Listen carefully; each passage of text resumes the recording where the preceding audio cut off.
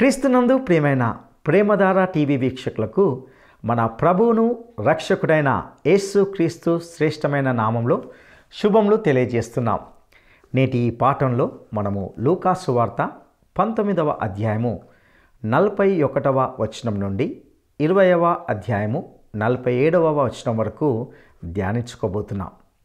ఇందులో ప్రభువు యెరూషలేము పట్టణమును ఉద్దేశించి ఏడ్చి తన ఆవేదనను వ్యక్తం చేసిన సందర్భాన్ని గూర్చి మరియు దేవాలయంను శుద్ధి చేసి అందులో వ్యాపారం చేస్తున్న వారిని వెళ్ళగొట్టిన విషయాలను గూర్చి వింటాం. అదేవిధంగా మత పెద్దలు ప్రభువును ఏ అధికారంతో చేస్తున్నామని అడిగిన ప్రశ్నకు ఆయన ప్రశ్నతోనే జవాబిచ్చినట్లుగా చూస్తాం. మరియు ఇందులో ద్రాక్ష తోటకు సంబంధించిన ఉపమానంను గూర్చి ప్రభువు కొన్ని శ్రేష్టమైన సత్యాలను ప్రజలకు బోధించినట్లుగా తెలుసుకుంటాం. మరియు మత పెద్దలు పునరుత్థానంను నమ్మని సద్దుకేయులు ప్రభువును ఏ విధంగానైనా పట్టుకొని చంపాలని ప్రయత్నిస్తూ కొన్ని తికమక ప్రశ్నలను అడిగినప్పుడు ఆయన యుక్తిగా వారికిచ్చిన శ్రేష్టమైన జవాబులను ఇందులో చూడబోతున్నాం. శాస్త్రులను గూర్చి, పరిసయ్యులను గూర్చి, సద్దుకయ్యులను గూర్చి ఎంతో జాగ్రత్తగా ఉండాలని ప్రజలను ప్రభువు హెచ్చరించిన వైనాన్ని ఇందులో వింటాం. ఇంకా అనేక లోతైన సత్యాలను నేటి ఈ పాఠంలో తెలుసుకుందామా? క్రీస్తునందు ప్రియ సోదరీ సోదరులారా, దేవుని బిడ్డలారా, మీరంతా బాగున్నారా? క్రీస్తునందు ఆనందిస్తున్నారా? ప్రియ శ్రోతలు, ఈరోజు గత పాఠం తరువాయి లూకా సువార్త 19వ అధ్యాయం 41వ వచనం నుండి పాఠం ప్రారంభించుకుందాము.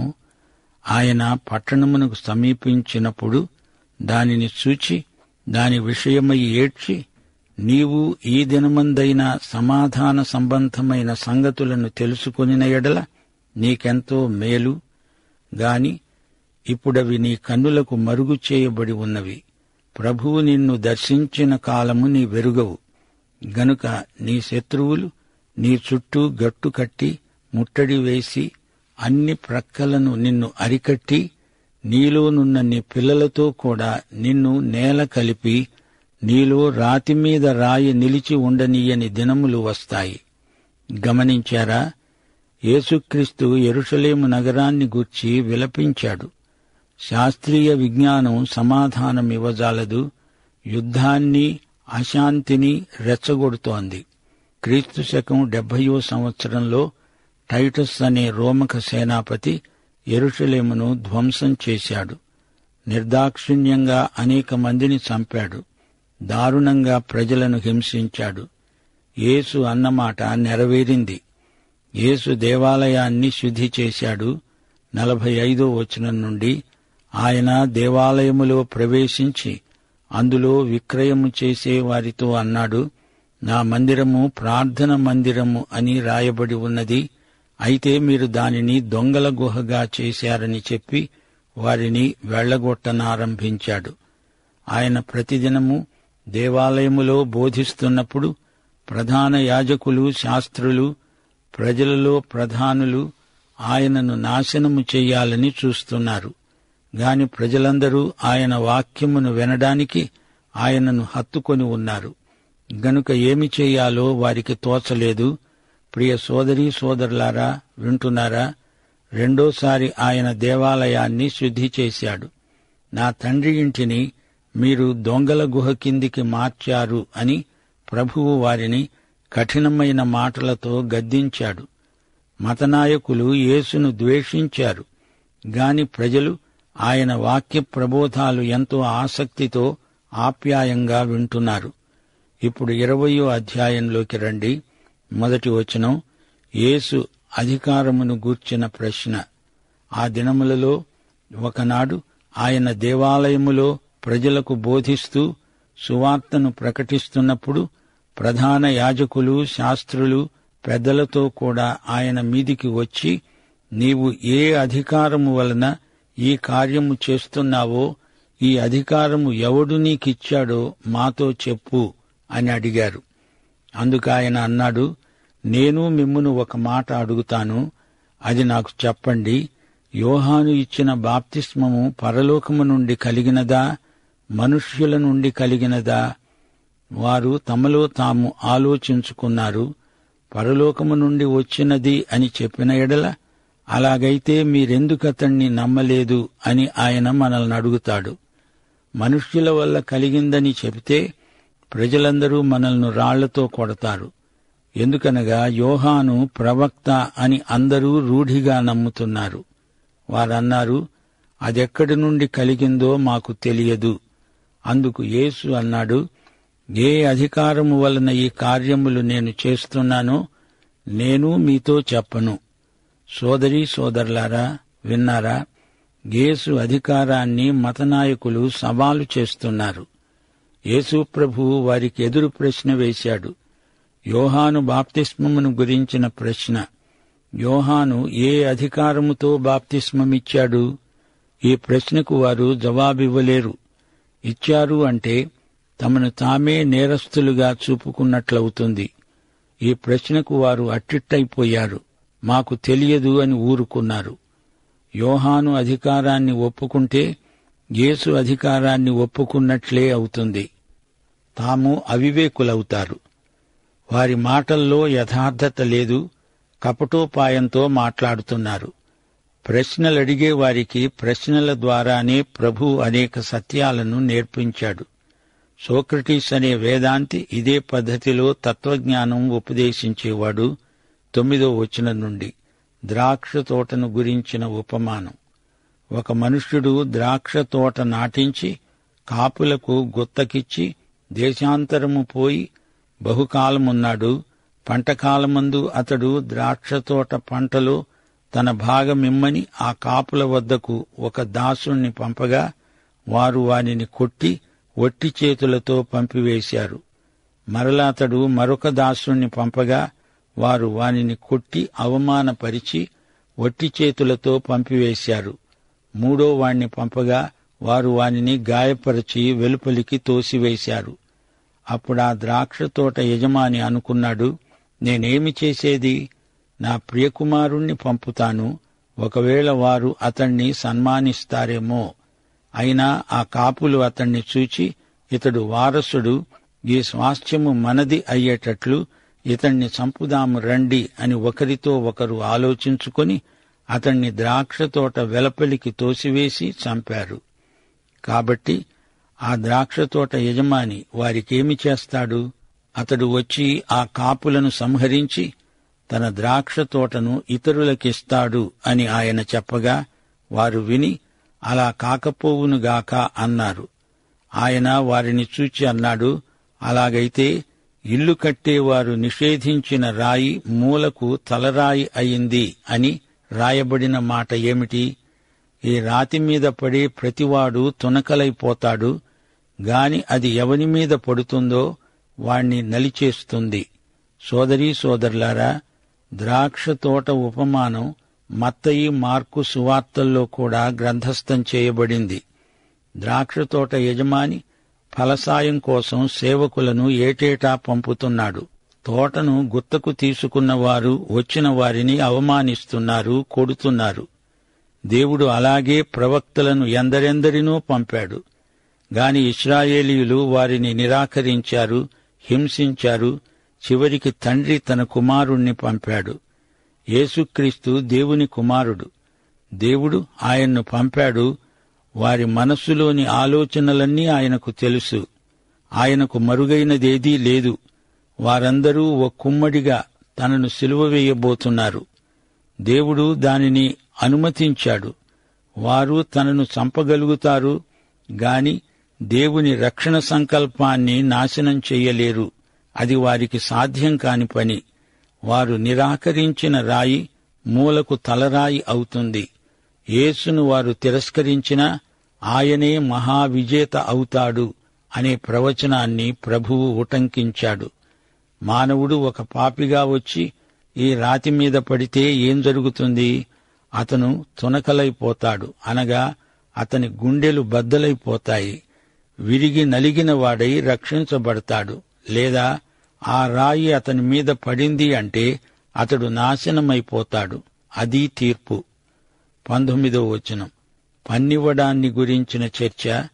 ప్రధాన యాజకులు, శాస్త్రులు తమను గురించే ఈ ఉపమానం ఆయన చెప్పాడని గ్రహించి ఆ ఘడియలోనే ఆయనను బలాత్కారముగా పట్టుకోవడానికి సమయం కోసం చూచారు గాని జనులకు భయపడ్డారు.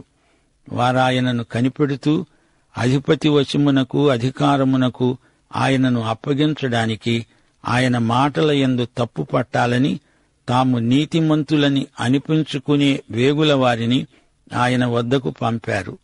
వారు వచ్చి ఆయనను అడిగారు, బోధకుడా, నీవు న్యాయముగా మాట్లాడతావు, బోధిస్తావు. నీవు ఎవనియందు మోమాటము లేక సత్యముగానే దేవుని మార్గమును బోధిస్తున్నావని ఎరుగుదుము.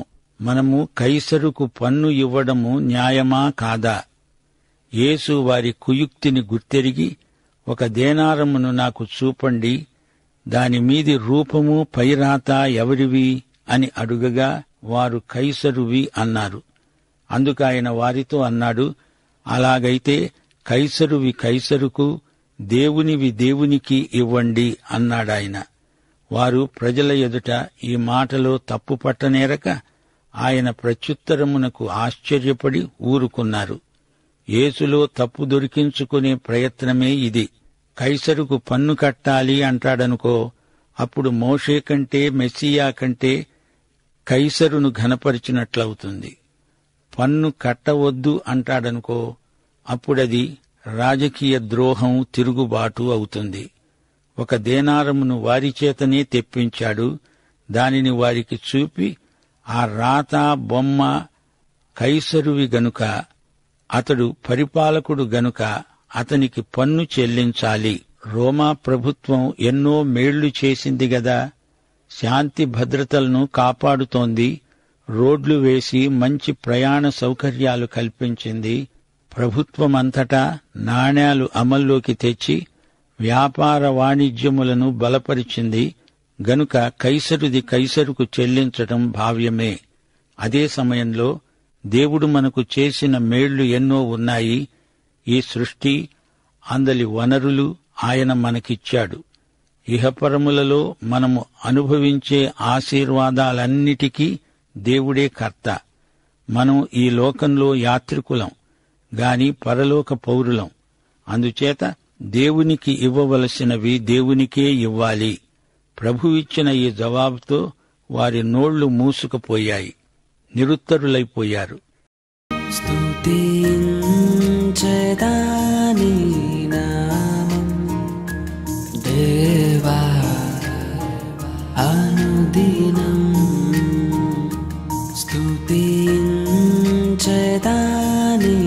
నామం దేవా అనుదినం. దయతో కాపాడినావు, కృపనే చూపించినావు. దయతో కాపాడినావు, కృపనే చూపించినావు. నేను మరువనేసు, నేను విడువనేసు, నేను మరువనేసు, నేను విడువనేసు. స్తుతించెదాని నామం దేవా అనుదినం.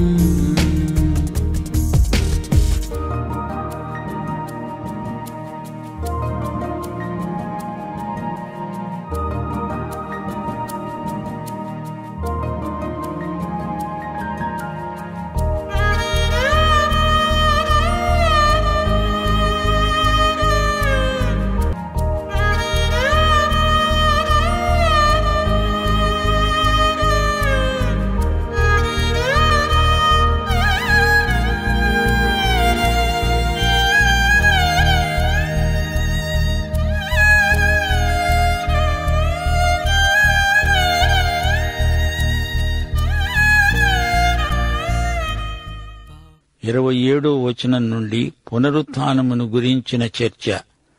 పునరుత్థానము లేదని చెప్పే సద్దూకయ్యులు కొందరు ఆయన వద్దకు వచ్చి ఆయనను అడిగారు, బోధకుడా, భార్య బతికి ఉండగా అతని సహోదరుడు సంతానము లేక చనిపోయిన ఎడల అతని సహోదరుడు అతని భార్యను పెండ్లి చేసుకొని తన సహోదరునికి సంతానము కలుగచేయాలని మోషే మనకు రాసి ఇచ్చాడు.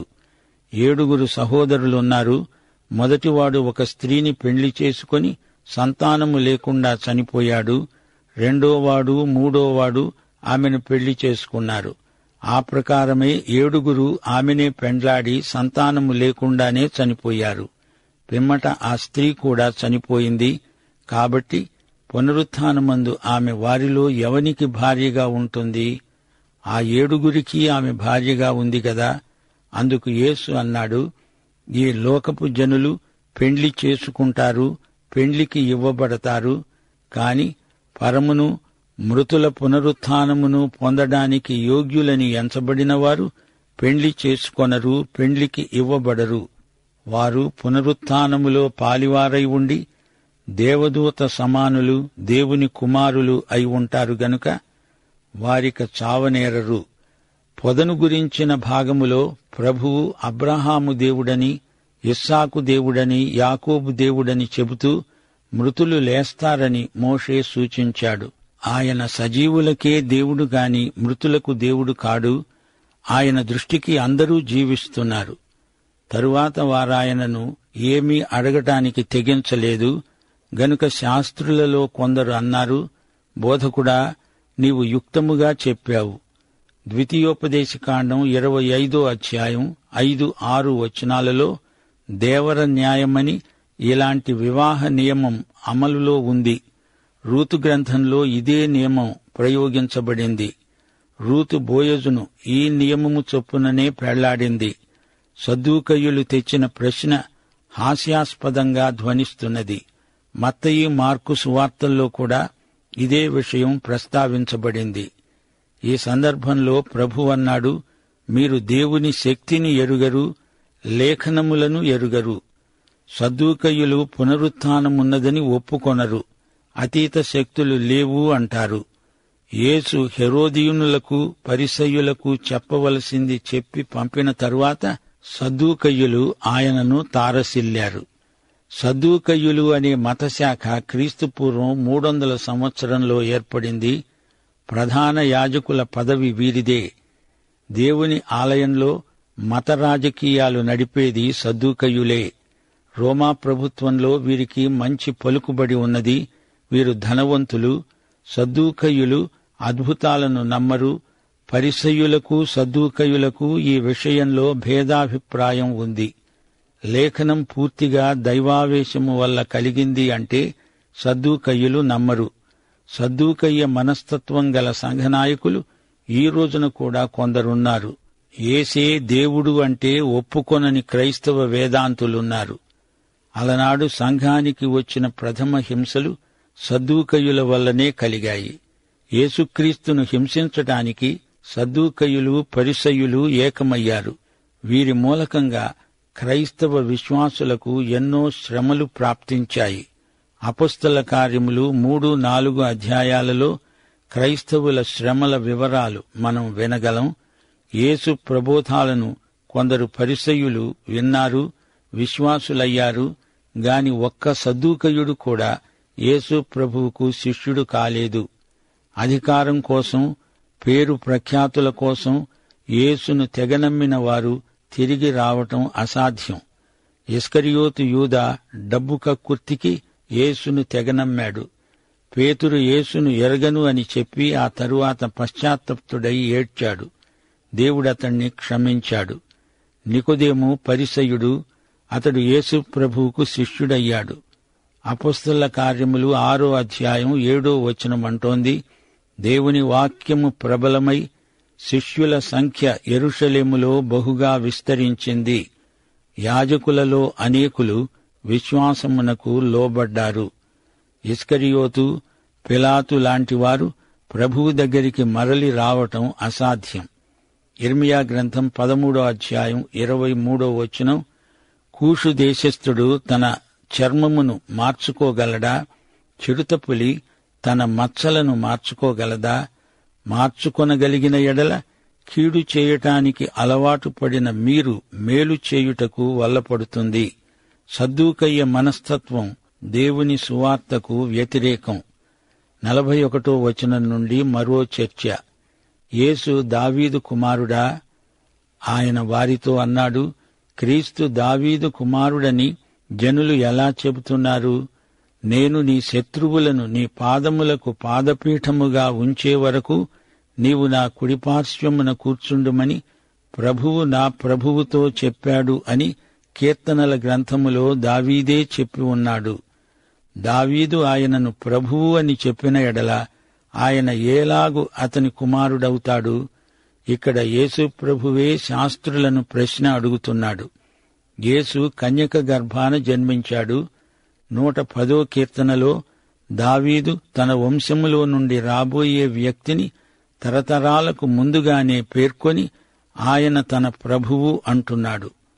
దావీదు కుమారుడు, దేవుని కుమారుడు, ఆయన అందరికీ అన్నిటికీ ప్రభువు. కన్యకకు జన్మించిన దేవుని కుమారుడాయన. 110వ కీర్తనను ప్రభువు ఇక్కడ ఉటంకిస్తున్నాడు. అది దావీదు కీర్తన. 45వ వచనం నుండి, ప్రజలందరూ వింటూ ఉండగా శాస్త్రులను గూర్చి జాగ్రత్త పడండి. వారు నిలువుటంగీలు ధరించుకొని తిరగగోరుతూ సంత వీధులలో వందనములను, సమాజ మందిరములలో అగ్రపీఠములను, విందులలో అగ్రస్థానములను కోరతారు. వారు విధవరాండ్ర ఇండ్లను దిగమింగుతూ మాయవేషముగా దీర్ఘ ప్రార్థనలు చేస్తారు. వారు మరి విశేషముగా శిక్ష పొందుతారని తన శిష్యులతో చెప్పాడు. ప్రియ సోదరుడా, సోదరి, వింటున్నావా? యెరికోలో గుడ్డి భిక్షుకుడు యేసు దావీదు కుమారుడా అని ఆయనను సంబోధించాడు.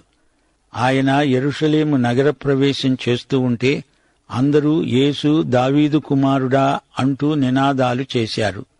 110వ దావీదు కీర్తనలో నుండి ఒక వచనాన్ని ప్రభువు ఎత్తి చూపుతున్నాడు. ఇది మెస్సీయా కీర్తన. ఈ కీర్తనలో దావీదు మెస్సీయాను నా ప్రభువా అంటూ సంబోధించాడు. దావీదు కుమారుడు దావీదుకు ప్రభువు ఎలా అవుతాడు అనేది చర్చనీయాంశం. యూదులలో మెస్సియాను గురించిన రాజకీయాభిప్రాయాలు సరైనవి కావు. వారిని సరిదిద్దడానికి ప్రభువు 110వ కీర్తనలోని దావీదు మాటను ఉటంకించాడు. మెస్సియా దావీదు కుమారుడు, దావీదుకు ప్రభువు. ఆయన రాజ్యము ఇహలోక రాజకీయ శక్తి కాదు, దానిని మించిన ఆధ్యాత్మిక శక్తి. ఆయన మానవ జీవితాలకు, హృదయాలకు ప్రభువు. కేవలం ఆయనను మానవ రాజుగా ఊహించుకుంటే అది అపోహ మాత్రమే అవుతుంది. సోదరుడా, సోదరి, నీవు ఈ యేస్సును ఈ క్షణమందే నీ హృదయములో ప్రభువుగా ప్రతిష్ఠించుకోవలసిందని దేవుని వాత్సల్యమును బట్టి బ్రతిమలాడుతున్నాము. ఈ అధ్యాయం ముగింపులో ప్రభువు నాటి మత వ్యవస్థలో నాయకులు ఏ విధంగా మనుష్యుల మెప్పును కోరారో, వారి ఆధ్యాత్మిక భ్రష్టత్వం ఎంత ఘోరమైనదో ప్రభువు మరోసారి చూపాడు. రబ్బీ పండితులు ప్రజల నుండి ఎంతో ఘనతను ఆశించారు. తల్లిదండ్రుల కంటే గురువును ఎక్కువ సన్మానించాలని చెబుతారు. శాస్త్రులు, పరిసయ్య గురువులు ప్రజల గుర్తింపును కోరతారు. తమ ఆధిక్యాన్ని ప్రదర్శించుకుంటారు. రబ్బీ పండితులను, గురువులను ప్రజలు సన్మానించాలని, వారికి ప్రతిసారి గొప్ప పారితోషికమివ్వాలని ఆదేశిస్తారు. గురువు ప్రతిఫలాపేక్ష లేకుండా సేవ చెయ్యాలి గాని వీరు ప్రజల నుండి ఎక్కువ ప్రతిఫలం కోరుతారు. ఈ విధంగా బీద విధవరాండ్ల కొంపలను దిగమింగే గురువులు మీరు అంటున్నాడు ప్రభువు. అంతా తెలిసిన వారై ఉండి అమాయకులను మతం ముసుగులో మోసం చేసే వీరికి అధిక శిక్ష తప్పదు అని ప్రభువు ఖండితంగా చెప్పాడు. బహిరంగమందు దీర్ఘ ప్రార్థనలు చేస్తారు. ప్రియ సోదరీ సోదరులారా, ఈ అధ్యాయంలో యేసు ప్రభువు మనకు నేర్పిన సత్యాలు కోకొల్లలుగా ఉన్నాయి. మత గురువులు యేసును ప్రశ్నలు అడుగుతారు. ఆయన అడిగిన ప్రశ్నకు జవాబు చెప్పరు. వారి హృదయ రహస్యాలోచనలన్నీ ప్రభువు ఎరుగును. యెషయా గ్రంథం 5వ అధ్యాయం 1 నుండి 7వ వచనంలో ఉపమాన గేయం మనకు స్ఫురిస్తుంది. ద్రాక్ష తోట పాట. నా ప్రియునికి ద్రాక్ష తోట కలదు, ద్రాక్ష పండ్లు ఫలించాలని ఎదురు చూచాను, గాని కారు ద్రాక్షలు ఫలించాయి. ఇశ్రాయేలు వంశము యెహోవా ద్రాక్ష తోట. ఆయన న్యాయము కావలెనని చూడగా బలాత్కారము కనపడింది, నీతి కావాలని చూడగా రోదన వినపడింది. నీ జీవితంలోని ప్రతి విభాగం మీద ఆయనకు అధికారం ఉంది. యేసు పునరుత్థానం మన నీతికి ఆధారం. నిర్గమకాండం 3వ అధ్యాయం 6వ వచనంలోని మండే పొదలో నుండి దేవుడు పలికిన మాట, నేను అబ్రహాము, ఇస్సాకు, యాకోబుల దేవుడను. వారు సజీవులు. దేవుడు మృతులకు కాదు, సజీవులకు దేవుడు. భక్తి నటన, వేషధారణ అంటే ప్రభువుకు అసహ్యం. ప్రియ సోదరా, సోదరి, నీవు రక్షించబడినావా? అబ్రహాము, ఇస్సాకు, యాకోబుల దేవుడు నీ దేవుడా? యేసుక్రీస్తు వ్యక్తిగతంగా నీ ప్రభువా? నీ హృదయంలో ఉండి యేసు నిన్ను పరిపాలిస్తున్నాడా? ఆయన వాక్యాన్ని చేపట్టి ఆయన చెయ్యి పట్టుకుని నడిచి వెళుతున్నావా? ప్రభువైన యేసుక్రీస్తు యొక్క కృప, తండ్రి అయిన దేవుని ప్రేమ, పరిశుద్ధాత్మ సహవాసము నిత్యత్వము పర్యంతము మనకందరికి తోడై ఉండునుగాక. ఆమేన్. ప్రియులారా, ఇంతవరకు మనము ఎన్నో శ్రేష్టమైన సత్యాలను ఈనాటి పాఠంలో మనము తెలుసుకొని ఉన్నాం. దేవాలయంను దొంగల గుహగా మార్చిన వ్యక్తులను ఆయన గద్దించి వెళ్ళగొట్టినట్లుగా చూశాం. మత నాయకులు యేసును ఎంతో ద్వేషించినప్పటికీ సామాన్య ప్రజలు మాత్రము ఆయనను, ఆయన వాక్యాన్ని విని స్వీకరించినట్లుగా చూశాం. ఇక ఈ లోకంలో ఉన్న మనము కైసరుకు అనగా ప్రభుత్వానికి చెల్లించాల్సిన పన్నును ప్రభుత్వానికి చెల్లించాలి, అదేవిధంగా దేవునికి చెల్లించాల్సినది దేవునికి చెల్లించాలి అనే సత్యాన్ని నేర్చుకున్నాం. మత పెద్దలను గూర్చి జాగ్రత్తగా ఉండాలనే ప్రభువు హెచ్చరికను మనము నిర్లక్ష్యం చేయకూడదు. మత నాయకుల భ్రష్టత్వం గూర్చి అది ఎంతటి ఘోరమైనదో ఈ అధ్యాయంలో ప్రభువు ఎంతో స్పష్టంగా వివరించాడు. యేసు క్రీస్తు మెస్సియా అనగా రాజు. ఆయన రాజ్యము ఇహలోక రాజకీయ శక్తి వంటిది కాదు, దానిని మించిన ఆధ్యాత్మిక శక్తి. ప్రియ సహోదరుడా, సహోదరి, నీ జీవితానికి రాజు ఎవరు? యేసు నీ జీవితానికి రాజుగా, ప్రభువుగా ఉంటే అది ఎంతో సాఫీగా, సురక్షితంగా ముందుకు సాగిపోతుంది. యేసుక్రీస్తును వ్యక్తిగతంగా నీవు నీ రక్షకునిగా అంగీకరించావా? అతి గొప్ప నిర్ణయంతో నీవు ఆశీర్వాదకరమైన జీవితాన్ని కలిగి ఉండుటకు సర్వశక్తిమంతుడైన దేవుడు మీకు తోడయుండి నడిపించునుగాక. దైవాశీస్సులు.